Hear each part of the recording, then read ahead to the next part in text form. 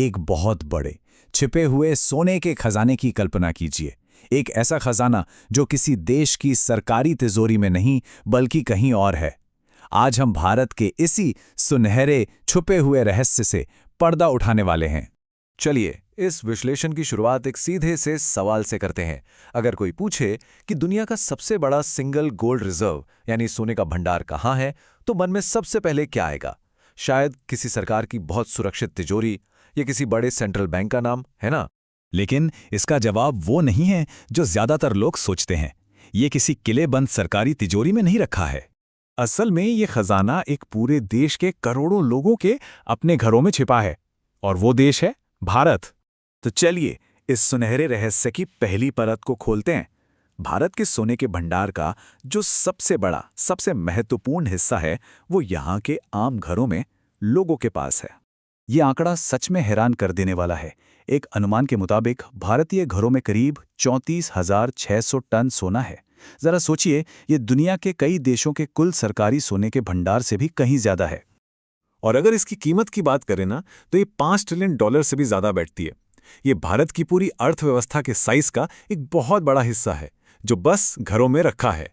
अब सवाल ये उठता है कि आखिर भारतीय घरों में इतना सोना है क्यों?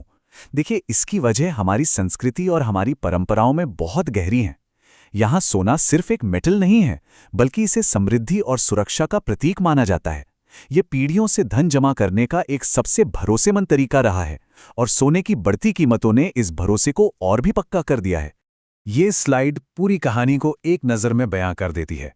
ये 2025-26 के अनुमानित आंकड़े हैं, और इसमें साफ साफ दिखता है कि घरेलू सोना, यानी जो सोना हमारे आपके घरों में है, वो मंदिरों और सरकारी खजाने से कितना ज्यादा है। हम इन बाकी दो हिस्सों पर भी आगे बात करेंगे। ये बार चार्ट इस फर्क को और भी साफ कर देता है। एक तरफ देखिए, घरों में 34,600 टन सोना, वहीं दूसरी तरफ मंदिरों में लगभग 4,000 टन, और रिजर्व बैंक के पास सिर्फ 880 टन। ये पैमाना सच में सोचने पर मजबूर करता है कि देश की असली दौलत आखिर है कहाँ। चलिए अब सोने के दूसरे सबसे बड़े भंडार की ओर बढ़ते हैं। वो सोना जो भारत के मंदिरों और धार्मिक संस्थानों में जमा है। एक अनुमान है कि इन संस्थानों के पास करीब 4,000 टन सोना है। ये भी अपने आप में एक बहुत बड़ी मात्रा है, जो कई देशों की ऑफिशियल गोल्ड रिजर्व से भी ज्यादा है। और जहां एक दिलचस्प बात है, इस सोने का कोई सटीक हिसाब किताब नहीं है।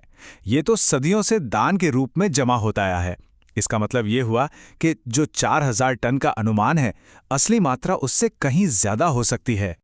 इसके कुछ सबसे बड़े उदाहरण हैं केरल का पद्मनाभ स्वामी मंदिर और आंध्र प्रदेश का तिरुपति मंदिर, जो अपने विशाल सोने के भंडारों के लिए दुनिया भर में जाने जाते हैं। ये सिर्फ पूजा के स्थान नहीं हैं, बल्कि सोने के बहुत बड़े खजाने भी हैं। अच्छा, अब बात करते हैं तीसरी और आखिरी श्रेणी की, देश का ऑफिशियल गोल्ड रिजर्व, जो भारतीय रिजर्व बैंक यानी हमारे सेंट्रल बैंक के पास है। 2025 के अंत तक के आंकड़ों के हिसाब से आरबीआई के पास करीब 880.18 टन सोना है।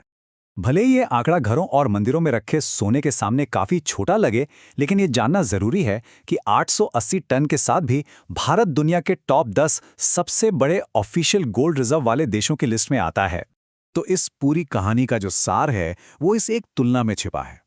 एक तरफ है भारतीय घरों का 34,600 टन सोना, और दूसरी तरफ आरबीआई का 880 टन का आधिकारिक भंडार। ये तस्वीर बिल्कुल साफ कर देती है कि भारत की असली दौलत कहाँ रखी है। ये विशाल आंकड़े हमें एक बहुत बड़े सवाल पर सोचने के लिए मजबूर करते हैं। भारत की इस जबरदस्त संपत्ति का भविष्य क्या है? इस पूरी स्थिति को शायद इस एक वाक्य से बेहतर नहीं समझाया जा सकता। ये एक निजी राष्ट्रीय खजाना है, जो लाखों व्यक्तिगत बैंकों में रखा है और बड़े पैमाने पर फॉर्मल इकोनॉमी से बाहर है। तो अंतिम और सबसे महत्वपूर्ण सवाल यही है, जब इतनी बड़ी संपत्ति घरों और मंदिरों की तिजोरियों में बंद है, तो भारत के आर्थिक भविष्य के लिए इसके क्या मायने हैं? क्या ये एक सोई हुई संपत्ति है, या इसे देश के विकास के काम में लाया जा सकता है? ये एक ऐसा सवाल है जिसका जवाब भारत के आने वाले कल को एक नई दिशा दे सकता है।